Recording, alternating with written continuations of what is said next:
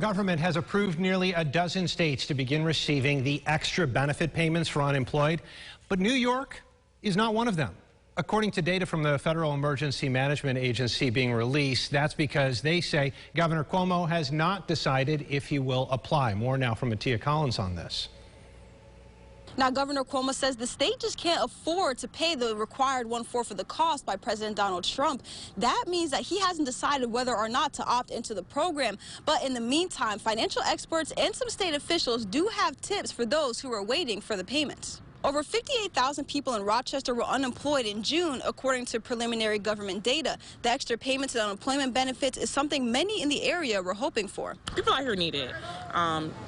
Due to this, COVID business, a lot of people aren't working. But at the same time, if the state can't afford it, then it's like, where do you pull these resources from? When you lose your job because of this pandemic that's going on, how are you supposed to pay your bills?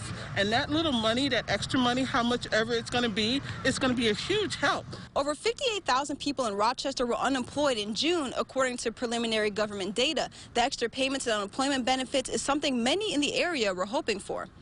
Under President Trump's executive order, payments would be renewed at $400 a week. However, states would need to pay 25% or $100 a week of the cost, something Governor Andrew Cuomo says is impossible for New York. The executive order, I don't think, is a legal mechanism.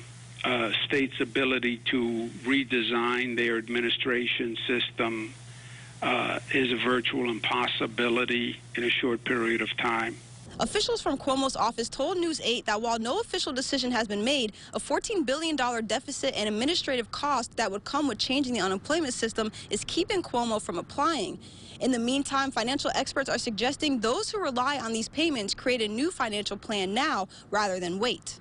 If you have a car payment, if you have a student loan, things like that. Maybe you want to call those people and ask if there's any way, if you are truly affected by this payment, that you were expecting to receive or have become so dependent upon, maybe you need to let them know ahead of time. So if we just put ourselves in a position where we can adjust and adapt, we'd be much better off. So why rely on the state if we can take these measures proactively? Now, whether or not Governor Cuomo opts into this program, officials say that those on unemployment benefits should still apply and certify their claims.